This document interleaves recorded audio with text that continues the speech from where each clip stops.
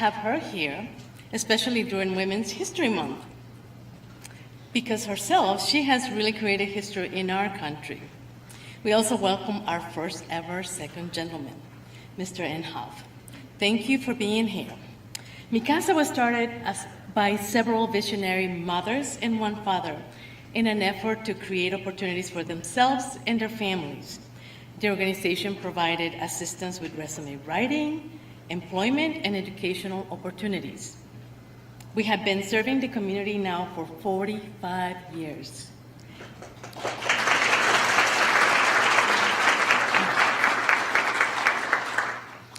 And we've been doing it because owning a business or having a career can mean an opportunity to come out of poverty for generations to come. Mi Casa is a testament of the impact of the American Rescue Plan made in our community. As the only women business center in Colorado through the Small Business Administration, we are able to assist small businesses to pivot, grow, and expand in this COVID world through our trainings and individualized consulting. In addition, we assist low-income inventors to bring their products to the market in partnership with the U.S. Patent Office. Our workforce development program assists by reskilling and upskilling Denver's workforce, whether they improve their English skills, gain digital skills, or receive technical assistance for long-term economic success. Our stackable credentials ensure our community connects to employment opportunities while earning college credits, therefore helping to close the education gap in Colorado. We accomplish our work through excellent partnerships with the City of Denver, in particular the Denver Economic Development Opportunity Office, corporations, foundations, and organizations like the Spring Institute. Together, we are able to co-create and co-lead programs that train employees to meet the needs of our business community. With this support, we are able to grow and expand our services and serve even more participants in person and virtually. While our community is strong and resilient, these funds have made a difference in the lives of our neighbors. These programs work and often can make a difference between self-sufficiency and dependent community. Thank you for this investment and bienvenidos a todos.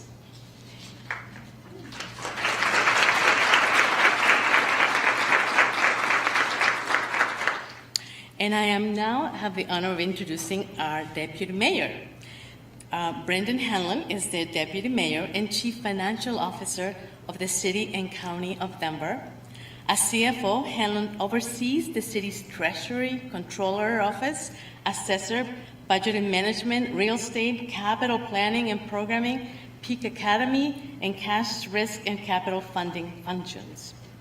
The Department of Finance includes more than 430 staff members who oversee the city's full financial and accounting responsibilities.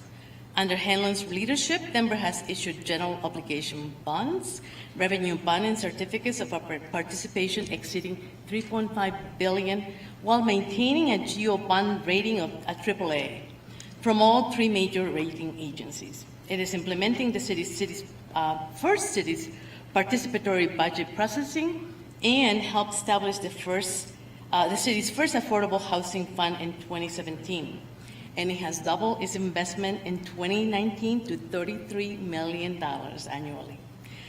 He holds a bachelor's degree in both history and political science, and master's degree with a concentration in public budgeting from the University of Connecticut.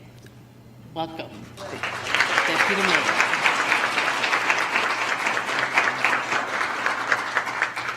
Thank you very much, and good afternoon, everyone. I'm really happy to be here. I am filling in for the mayor, who sends his regrets that he could not be here this afternoon, but he is very excited for this visit, very excited to talk about ARPA and the city's recovery. Again, my name is Brendan Hanlon. I'm the Chief Financial Officer and the Deputy Mayor for the City and County of Denver. I want to thank Mi Casa and Director Ortega for hosting this event and the great work that they are doing to support self-sufficiency for the whole family. I want to thank Secretary Yellen and Second Gentleman Emhoff for coming to Denver on the anniversary of the passage of the American Rescue Plan Act. This is the mayor's part. This is the mayor's part of me. I want to send a big shout out to President Biden, Vice President Harris, the Biden-Harris administration for passing one of the most impactful relief packages in a generation. And in its first year, it has jump-started a record-breaking economic recovery, made the difference in the lives of millions of Americans, and provided economic relief to those businesses, workers, families who needed it the most, when they needed it the most. The American Rescue Plan has had an incredible, significant impact on Denver's recovery from the pandemic. After record-breaking budget losses in 2020, the American Rescue Plan helped stabilize city budgets and set us up to come back stronger and more resilient than before. The funds have allowed us to restore city services, critical core city services that we had to scale back due to revenue losses due to the pandemic. We have been able to fill 265 vacant positions, eliminate furloughs for city employees, reopen rec centers and libraries, maintain parks, conduct public health inspections, conduct license and business processes, respond to the pandemic emergency, address court backlogs, and support and engage our residents.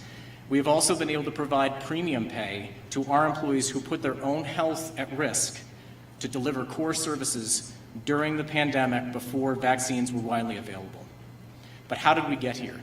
1 year ago, on the passage of this act, the city sprung into action, and we made sure that we were adhering to the values contained within the American Rescue Plan Act, and we engaged the public.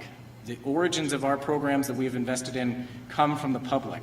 6,500 residents were engaged, and they offered 10,000 pieces of community input, and those led to investments in affordable housing, housing stability and rehousing programs, different types of shelter and services for our unhoused residents, recovery support for small, minority, and women-owned businesses and entrepreneurs, and community needs like childcare, digital equity, mental and behavioral health supports. This is relief for businesses, workers, and communities hit hardest by the pandemic. As our economy recovers, the work that our partners do, like Casa, to train future workforce is critical, especially in light of the challenges we have around labor. But I will also say that Casa represents dozens of different nonprofits that are helping us support and deploy these dollars, and we need to be there to support them with these relief dollars as well. The people participating in their programs will be ready to fill good-paying jobs and careers made possible by the American Rescue Plan itself. In addition to helping our residents economically, these investments are helping strengthen our neighborhoods and advance inclusive, equitable, and sustainable economy. Can't emphasize enough the focus that has been placed on equity in the American Rescue Plan Act, as well as the city's deployment of those dollars. Now is the time to build from the bottom up and the middle out, not from the top down. And this is how we create an economy that works for everyone. And this is all just happening within 1 calendar year since the introduction of the Act and its passage. The city team are now preparing to engage the community once again. Again, these proposals will be informed by the public. We'll be engaging the community again around the possibility of the next half of the funds that are coming to Denver in July, which will allow us to amplify these positive benefits even further for this generational investment. Again, thank you to President Biden and the Harris administration. Thank you for passing this relief package. Thank you to Secretary Yellen and the second gentleman, Emhoff, to come here to mark this anniversary in which is such an important recovery investment for our community. Thank you.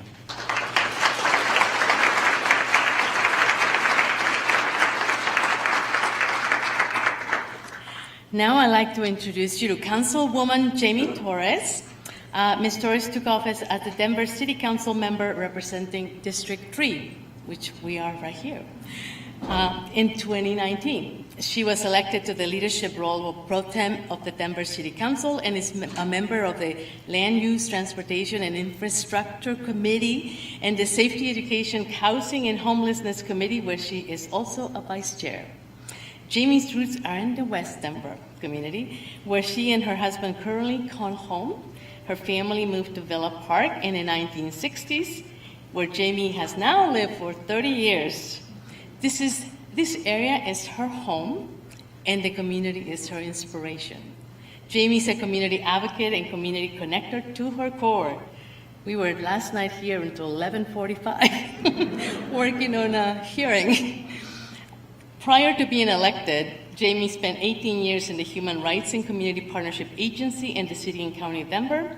Over the years, working for local government, Jamie worked directly on issues of poverty, equity, food insecurity, community and civic engagement, immigration integration, and approaching innovative ways of direct leadership development in underrepresented communities. Welcome, Councilwoman.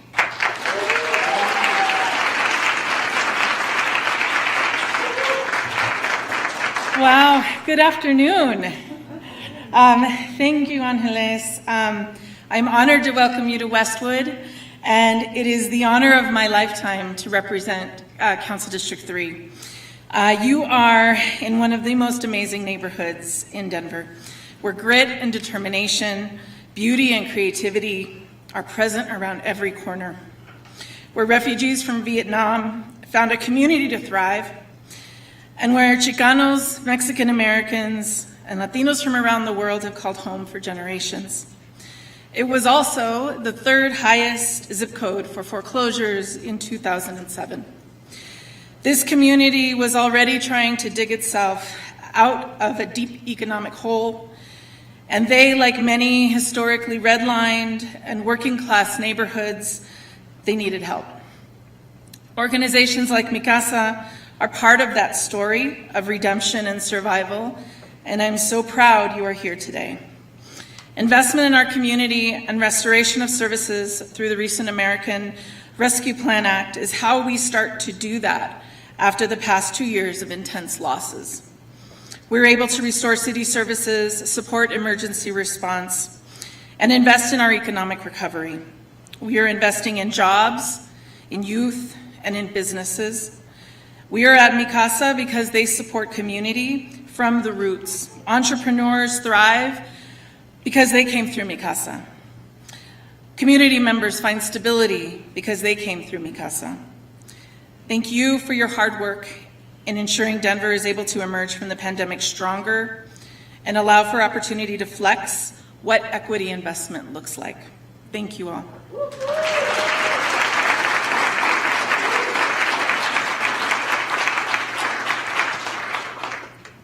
Thank you. I am thrilled to introduce Lieutenant Governor Diane Primavera, who is a leading patient advocate and a cancer survivor, and has spent decades fighting for every Coloradan's access to quality, affordable health care. Beginning in 2006, Diane served 4 terms in the state legislature, where her bipartisan work protected Colorado's small businesses, lowered prescription drug costs, and expanded access to affordable health care. As the Lieutenant Governor, Diane leads 6 programs, including the Office of Saving People Money on Healthcare, the Office of eHealth Innovation, the Colorado Disability Funding Commission and Disability Policy, the Colorado Commission of Indian Affairs, Serve Colorado, and Aerospace and Defense. She has 2 adult daughters and 3 beautiful grandkids, and she's also an avid dancer. Welcome.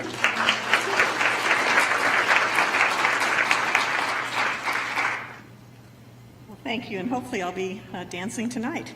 Good afternoon, everyone. I would like to join Governor Paulus in thanking you all for joining us and extending my gratitude to everyone at Mi Casa for hosting us. It's an honor to have Secretary Yellen and Second Gentleman Emhoff here today to mark the 1-year anniversary of the American Rescue Plan Act. With support and cooperation from the Biden-Harris administration, we in Colorado are working to transform the unprecedented consequences of a global crisis into a once-in-a-generation opportunity. From major overhauls of our behavioral health system to targeted investments in affordable housing, Colorado is thinking innovatively and acting boldly to make sure that these funds make a real impact in the lives of the people that we serve. Over the last year, we've traveled around the state hearing directly from Coloradoans, not just about the challenges that they're facing and the help that they need, but also about their successes, about the leaders and the organizations like Mi Casa that are on the ground serving their communities. Those conversations have helped us in partnership with state agencies, legislators, local officials, and private sector leaders to develop a comprehensive plan of action for investing the new funds coming into the state. Our next steps are all about expanding the transformative work already happening on the Western Slope, in the High Country, on the Eastern Plains, and right here in the metro area, ensuring that every Coloradoan, regardless of race, gender, ability, has the opportunity to thrive. So thank you for having me today.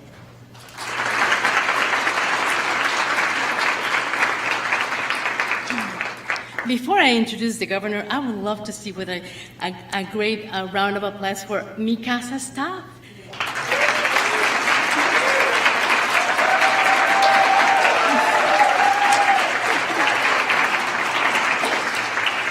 They worked so hard. This was such a short notice. We worked really hard, so thank you. So it's my pleasure to introduce Governor Paulus. He is an entrepreneur, education leader, public servant, and Colorado native. After launching several successful companies, including one from his college dorm room, Paul is committed to himself to making sure other Coloradans had the opportunity to pursue their dreams. Paul has founded schools for at-risk students and new immigrants and started nonprofits to help veterans and entrepreneurs. Prior to serving as governor, Paul has served as on the State Board of Education, where he worked to raise pay for teachers and reduce class size for students, and represented Colorado's 2nd Congressional District, where he was rated the most effective member of the Colorado delegation. As governor, he has been focused on saving Coloradans money, keeping our economy strong, and preserving our Colorado way of life. In his first term, he has delivered universal free full-day kindergarten, signed a number of bills to save families money on health care, and made significant progress towards the goal of 100% renewable energy by 2040, all while cutting taxes for small businesses and investing in affordable housing and transportation during a pandemic. So thank you. Welcome.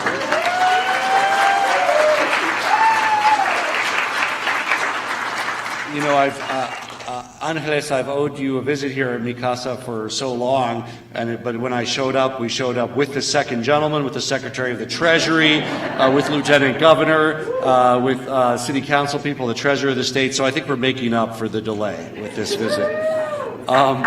Thank you, everyone. It is so wonderful to visit Mi Casa. Thank you for hosting us. We are really honored to welcome Secretary Yellen, and this being Women's History Month, it's important to celebrate that Secretary Yellen is the first woman to serve as the Secretary of the Treasury of the United States of America. We also highlight 2nd Gentleman Emhoff, who is married to the very first woman to serve as the Vice President of the United States. This is the anniversary of the American Rescue Plan Act. And of course, we're honored that Secretary Yellen and the 2nd Gentleman have come to Colorado to celebrate this with us.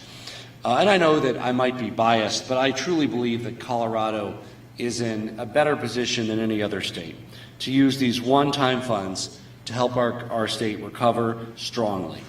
In so many ways, our economy is already doing better than many other states, but we're looking to use these funds to fundamentally address the issues that Coloradans care most about. We were joined by Treasurer Dave Young and the Republican and Democratic leadership of our state assembly in a mostly virtual, because it was during the pandemic, tour of the state listening session, hearing from folks from Moffat County and Pueblo County and Denver area and Fort Collins, all across the state. What are the biggest ways that we can help with these one-time funds for transformational investment? And over the last year, we've worked closely with our bipartisan legislative partners and the Treasurer, hundreds of stakeholders, to really identify those key areas. And no matter where we were in our state, one of those key areas was housing and how people could afford to live near where they work.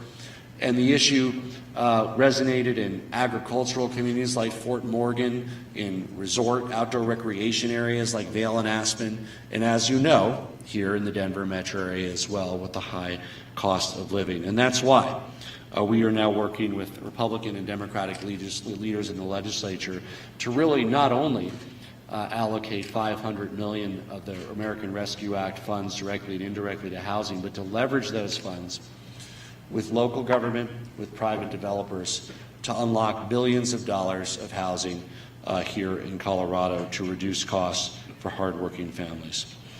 We also identified the need for upgrading our behavioral health services in our state, helping with substance abuse, addiction, better mental health support services, and we continue to do that work as well. You know, when I look at where we are today, and Casa received funds under American Rescue Act, City of Denver is here through them as well, it's really an example of a community organization that's transforming our state. We heard from several women earlier today, the Secretary and I and the second gentleman, with their positively inspiring stories of innovation, of entrepreneurship, of how they're fighting every day to realize their American dream, and how the resources of Casa is helping them achieve that. Whether it's pro bono legal services, where it's helping them register their business, whether it's getting them the skills to manage a business day to day. And they, in turn, are excited to be ambassadors of Casa, and I hope that as they succeed, and many of them are here in front of us as well, they will come back as mentors for the next generation that Casa serves.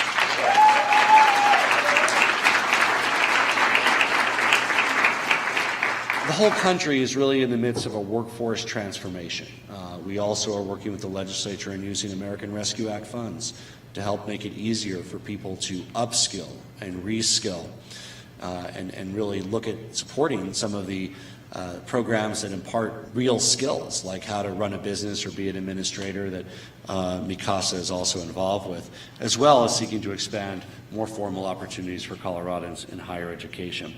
We're excited to encourage innovation at the grassroots level, the regional level, to build innovative and cross-sector career paths for Coloradans to be able to earn more money to support themselves and fill important roles in our economy to keep Colorado competitive. The best part is that all of this work is already happening across our state. We just need more, and we just need to scale it up. And that's exactly what the American Rescue Act allows us to do. It was only 2 weeks ago we welcomed Labor Secretary Marty Walsh to Colorado. We shared with him some of the work around apprenticeships and workforce training and the future of our workforce. And today we're really proud to highlight the innovation that's happening here. We want to thank Secretary Yellen. We want to thank our federal partners for giving Colorado this opportunity through the American Rescue Act to help make Colorado work even better for everybody. And workforce is an important piece of that puzzle. As we continue moving full speed ahead to address housing, behavioral health, workforce, economic relief, and a strong recovery, we are grateful every day that Congress, President Biden, Secretary Yellen, are helping us every step of the way with the resources that we have through the American Rescue Act. Thank you.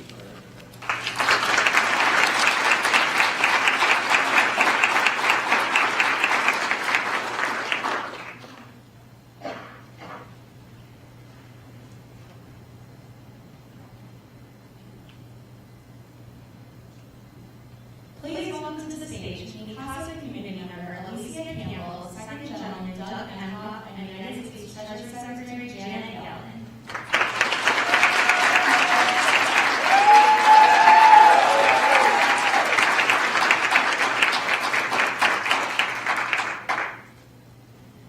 Good afternoon, everyone. I am honored to be here today to share my story and experience with Casa Resource Center. My commitment, passion, and superpower is identifying work that should be delegated, which leads to higher productivity and a better work-life balance.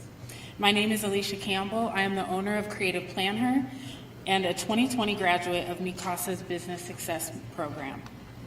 Creative Planner brings a unique collaborative approach and creative mindset to our clients to help them achieve elevated performance.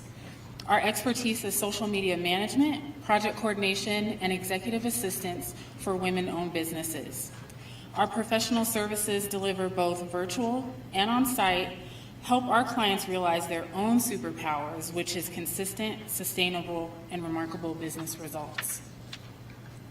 I would not have obtained this level of business success without having participated and learned from Mi Casa's Business Success Program.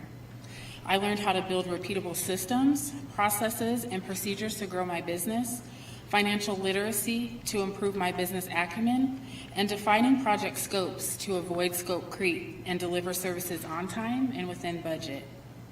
Based on this accelerated education, my business continues to grow. We have added our first contractor, which is the first step to building out our full-service VA agency, capacity to increase pricing and provide value-added services to my business partners as we have found a successful niche market, and a validated business model that is expanding and demonstrating profitability. We have all been coping with this unprecedented pandemic, and Creative Planner is no different. I am proud to say that we survived and that we are now thriving. How do we do this? I learned 3 invaluable lessons here at Mi Casa: confidence, resilience, and planning. I appreciate the opportunity to continue to be a part of this community and pay it forward. Recently, I was selected to participate in Administrative Services Program, conducting mock interviews. I was invited to give a keynote presentation for current Administrative Services students regarding project management and how those skills will translate into the small business arena. I was also offered the opportunity to serve as an administrative support mentor to current and new graduates. If I had to sum up my experience in one word, it would be necessary, starting with the course materials, the education, relationships, and continued support post-graduation. The last thing that I want to leave you with is expressing my sincerest gratitude to Mi Casa for the programming and the resources they offer. Now I am honored and privileged to introduce the first second gentleman of the United States of America, Doug Emhoff.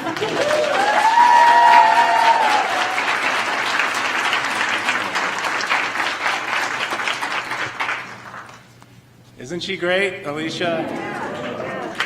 Thank you for getting up here and sharing those inspiring words. We had a chance to chat with her and some of the other folks here at Mi Casa, and it's just an incredible group of people. It's an incredible organization, and it's just an honor to be here with all of you today. It's just also great to be back in Colorado. This was actually the first state that the Vice President, Kamala Harris, my wife, and I traveled together. Our first joint event after the inauguration was right here in Colorado.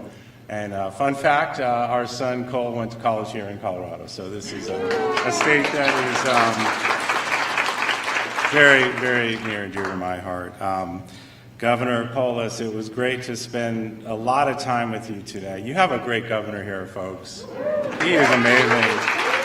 He just brings a common sense, business savvy, and he really cares about people. And it's a great combination. So it's always great to spend time with you. I always learn a lot. The Lieutenant Governor's here, Lieutenant Governor Primavera. Good to see you again. She greeted us on our trip.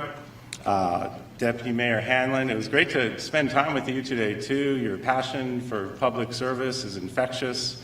So thank you for all of your work. Councilwoman Torres, I got to meet. Where are you? Thank you. There you are. Thank you. Sometimes it's right in front of your face. You don't see it. As has been said, we know these last couple of years have been challenging. It's almost 2 years to the day when I went to D.C. from Los Angeles to spend a long weekend with then Senator Harris. And about, a year later, I finally got back to Los Angeles as the first second gentleman. And I know everyone has similar stories, but we've all gone through a lot in these past 2 years. But you have an amazing leadership team here in Colorado.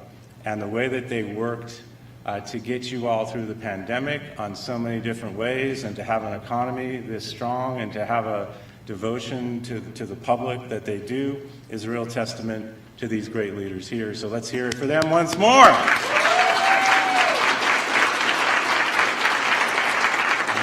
you know, we obviously have a lot going on in the world right now. And my wife was in Poland and Romania, and she's safe. I just talked to her.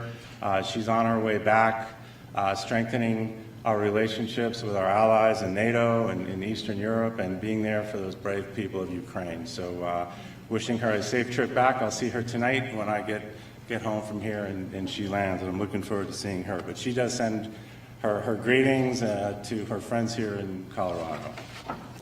And Secretary Yellen, you will hear from. It's been such an honor to spend this day with you today, and really getting to spend time with such an amazing, smart, groundbreaking woman herself. You know, she's our first woman as Treasury Secretary, and you're going to have the great privilege of hearing from her today. But I've gotten to have this whole day with you today, and I'm just so grateful for it. And I look forward to more of these.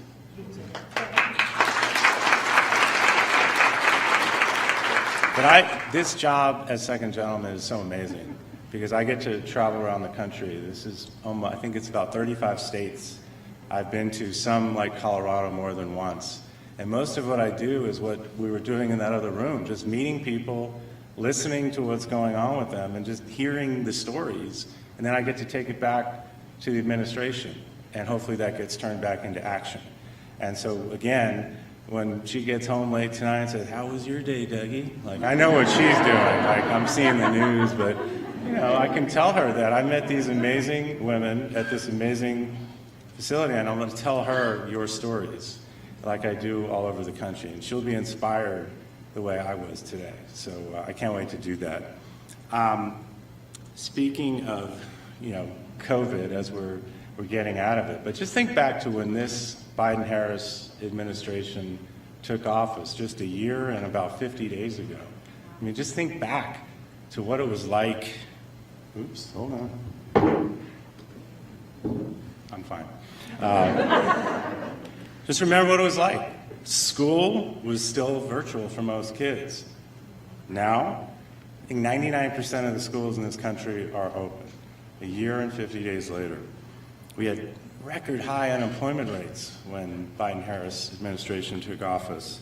As you all know today, the unemployment numbers are way down, and people are back to work.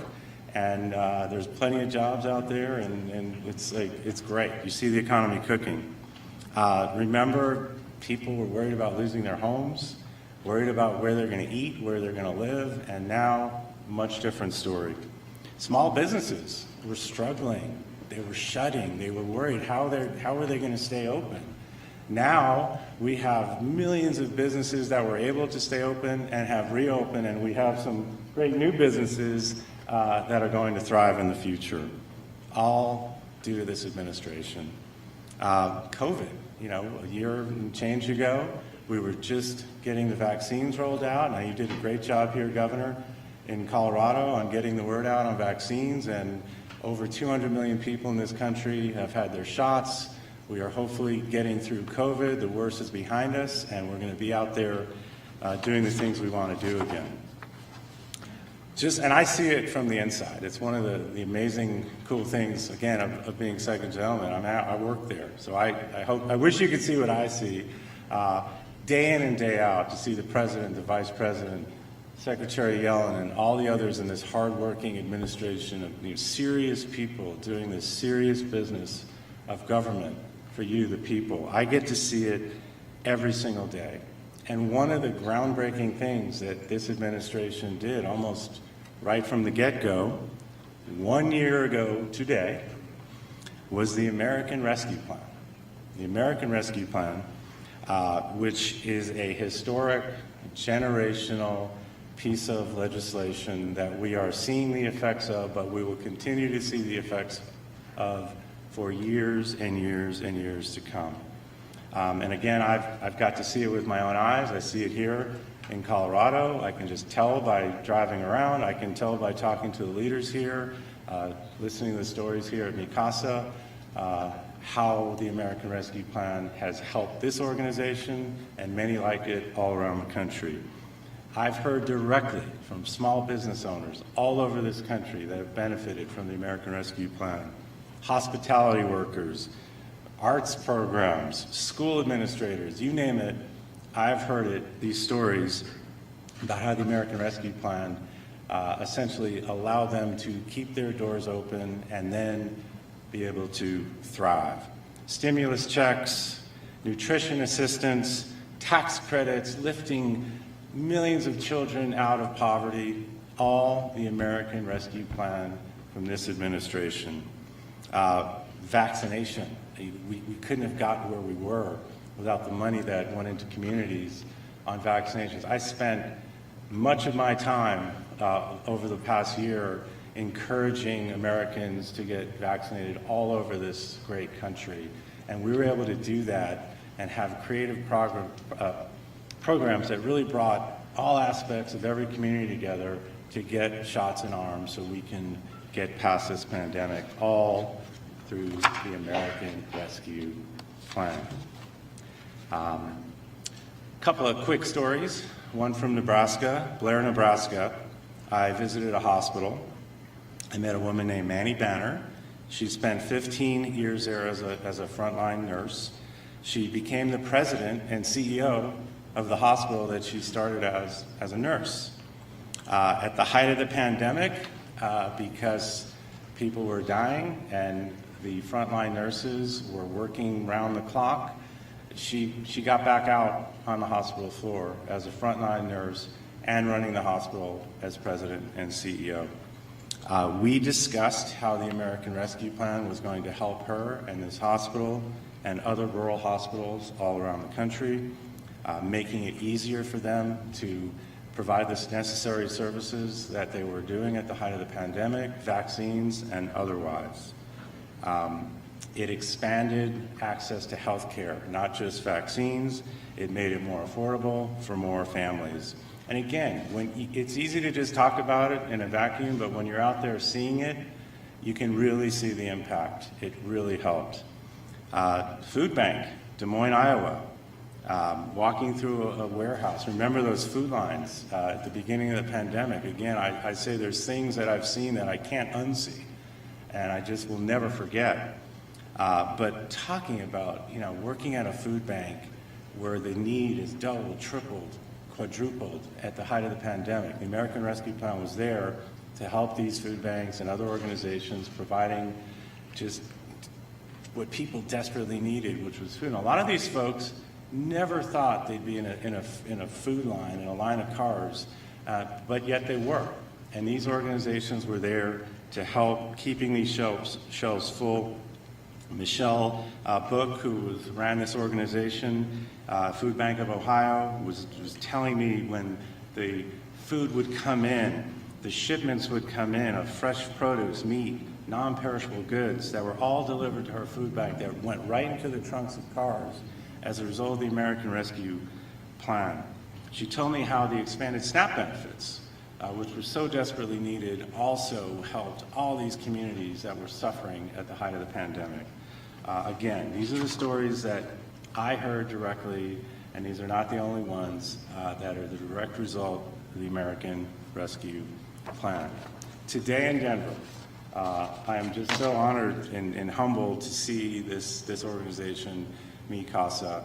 I love it. I was a lawyer for many years, and I dealt with small businesses. I was a small business owner myself. I had my own law firm. So hearing some of the stories, especially yours, where you have a degree, but some of this stuff can be complicated. And I needed help too. I wish I had a Casa back then, because I actually struggled on the business side. I was a good lawyer, but I realized I needed help. So it actually reminded myself of the struggles I even faced as a young entrepreneur. So it's just so great to hear these stories. And a lot of what's being made possible here is because of the American Rescue Plan. And to see it in action and to see the smiles on your faces because of what we're doing, it just makes it worth it. And I just can't wait to continue to spread the word about the American Rescue Plan. So we've come a long way in a year, but we've got a lot of work to do, and we're going to continue to do the hard work for the American people. But like I mentioned earlier, the American Rescue Plan is groundbreaking. It's going to be generational. We've got some of the administrators here that I've spent time with. There's a lot of stuff in there that we're still, kind of discovering, and that the American people will keep seeing for years and years and years to come. And it's just going to be one of those things when we look back in history of the Biden-Harris administration and say, wow, the American Rescue Plan, that was one of the most amazing pieces of legislation we've seen an administration come out with. And I'm just proud to be a part of it. So I'll stop talking. I can go on and on, but you're really here to hear from Secretary Janet Yellen. Thank you.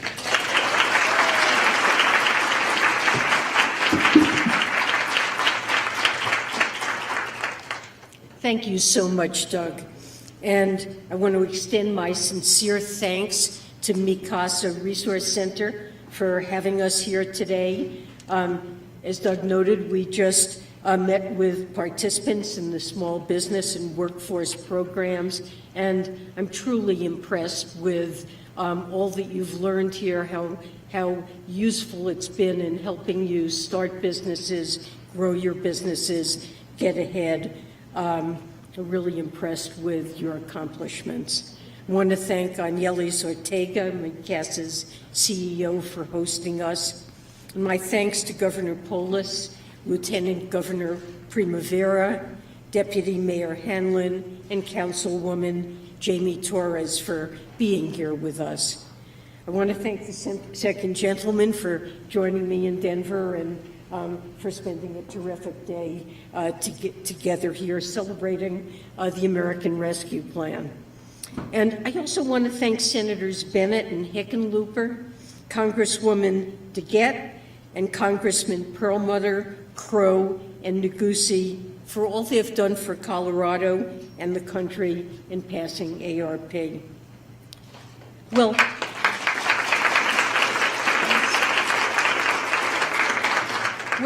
it's not the focus of my remarks today.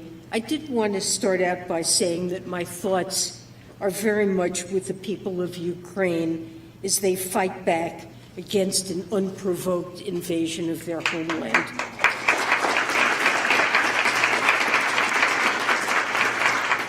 The United States and our partners and allies have already leveled significant costs on the Russian economy and President Putin, including more we announced today, and will continue to do so if he furthers his invasion.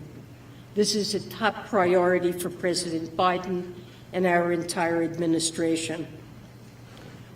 Almost exactly a year ago, President Biden signed into law the American Rescue Plan. But to tell the story of our recovery, it's worth winding the clock back a little bit further. 50 days prior to the signing of ARP, I was at the Capitol to watch President Biden and Vice President Harris take the oath of office. It was really an historic day, but it was also an uncertain one. The country was in its worst wave of COVID deaths. Vaccines had yet to become widely available. More Americans were applying for unemployment insurance each week than during the worst week of the Great Recession. In the midst of the winter COVID surge, the direction of the next year felt like it was just up to chance. When the president signed the American Rescue Plan into law 2 months later, there was still a sense of unease about the future. While we'd made progress, millions more were vaccinated, we just didn't know what was to come. And it felt entirely possible that March 2022 would look a lot like March 2021. Of course, that never materialized. For one, look around. We're here and we're in person. But it's also the strength of our economy, which bears little resemblance to the dark opening days of the pandemic. Last year, our economy grew at its fastest rate in 40 years, and unemployment has fallen to 3.8%. March 2022 looks nothing like March 2020 or even March 2021. I I guess it's easy to think of this as inevitable, that we were assured to have a strong labor market and a stable recovery. But there is a very real counterfactual where any of the numerous challenges we have faced could have stalled our economy. Delta could have sent more kids home from school. We could have had a sky-high unemployment rate that Omicron sent higher. Foreclosures and evictions could have been widespread. But we now know that this didn't happen, and we know why. There are many reasons, of course, but I think one of the undeniable ones, one of the most important ones, is the American Rescue Plan. The plan provided a comprehensive response to a once-in-a-generation pandemic by investing in vaccines and public health infrastructure, putting money in the pockets of families, and supporting communities and small businesses. The full suite of programs in the American Rescue Plan, or ARP, they didn't just protect us from the problems we had encountered, it prepared us for what we didn't know was coming. In some ways, the ARP acted like a vaccine for the American economy, ensuring that we were inoculated from the possibility of new variants or unforeseen circumstances. When we passed the ARP, we did not know which challenges would come, but we did know there would be new challenges that would come.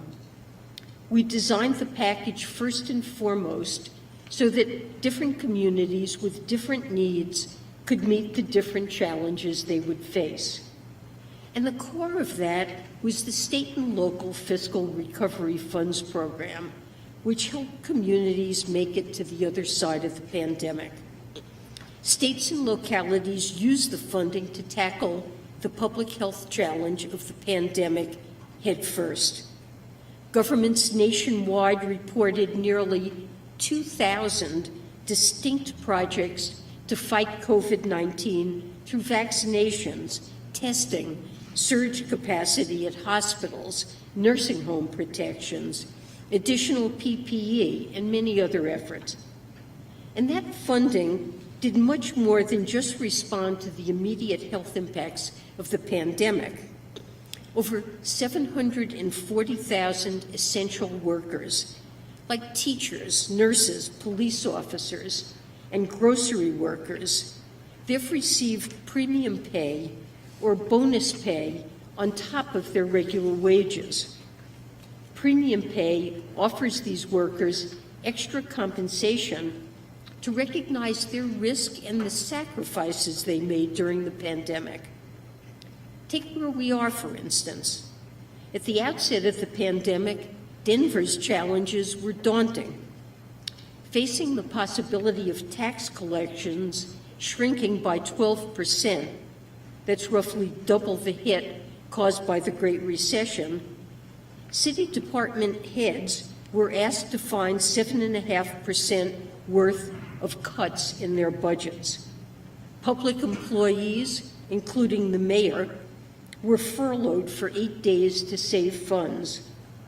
There was a real possibility that the history of 2008, where state government employment did not recover for a decade, there was a real chance that would repeat itself. But we know that didn't happen. Thanks to $67 million in public sector capacity investments, Denver was able to rehire 265 city staff positions left vacant because of pandemic-related cuts. The city is returning this year to 2020 spending levels, which then Chief Officer Brendan Hanlon said was in part due to federal financial support. Senators Bennett and Hickenlooper, Governor Paulus, Mayor Hancock, and the Colorado Congressional Delegation have been crucial parts of building that support. The ARP, and specifically the state and local fiscal recovery funds, allowed places like Denver to help fill the gaps, nurse people back to health, and keep workers on the job. If you got sick or needed to quarantine, the ARP offered tax credits to help employers cover paid leave. Or if you owned a small business, you were eligible for relief to keep employees on payroll. The programs in their totality allowed Colorado and the country to recover. Think of Pueblo, Colorado, which used $280,000 to increase housing stability for homeless and low-income individuals. Or Fort Collins, which allocated $400,000 for a multicultural business and entrepreneur center to address gaps in the current business support system that affects small businesses owned by entrepreneurs of color, women, and low-income individuals.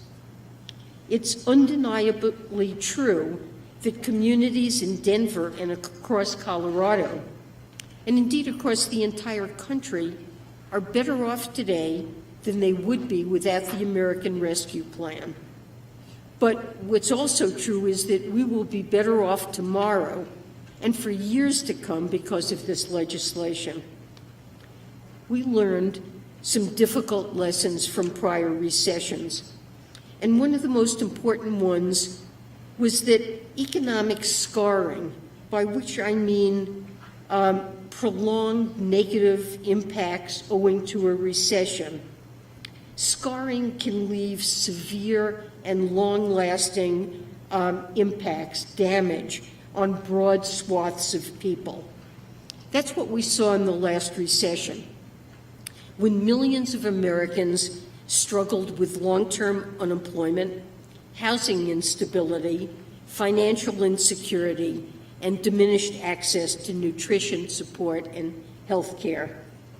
Avoiding these harmful outcomes, that was a core aspiration of the legislation. The ARP, for example, expanded the Earned Income Tax Credit and the Child Tax Credit to put additional money in families' pockets to keep their financial lives intact. The Emergency Rental Assistance Program, that's something that played a key role in preventing a tsunami of evictions. And you know, those evictions disrupt people's ability to keep or find work, and it uproots children from schools. Expanded nutrition support kept rising rates of food insecurity at bay, and more generous subsidies for health insurance helped Americans to afford health care. Ultimately, one of the guiding principles was to preserve the existing economy, whether we're talking about families, small businesses, or state and local governments, so that we hit the ground running as we emerge from the pandemic, while foregoing all of the scarring we had seen in prior recessions. And just think of what's happened here in Denver. Places like we are today, the Casa Resource Center. It's supporting small businesses thanks to ARP funds received from the City of Denver's Economic Development and Opportunity Department. Beyond that, the City of Denver and the State of Colorado have used these recovery funds to provide $18 million to recruit, retain, and train a behavioral health workforce, to fund a child tax credit, earned income tax credit outreach arm of your preventive services division, to finance the development and preservation of affordable housing units, and to invest $25 million in reskilling, upskilling, and next skilling workers whose jobs may have been affected by the pandemic. And I think really this is what economic policy making is about, making sure people have all the tools at their disposal to succeed. And when individuals are supported, communities are supported, and the country is better off. The strength of our economy also allows us to better respond to any crises that come our way, whether those crises are an invasion of Ukraine by Russia, or some other unforeseen circumstance. Our world is interconnected, and our ambition to ensure that Russia pays a high price for its unprovoked invasion, that's something that's already impacted us at home. And America is better able to handle these turbulent times because our economy is historically strong, and the American economy is historically strong because of the ARP and because of the resilience of the American people. So thank you all. Thank you for having us here today. Thank you so much.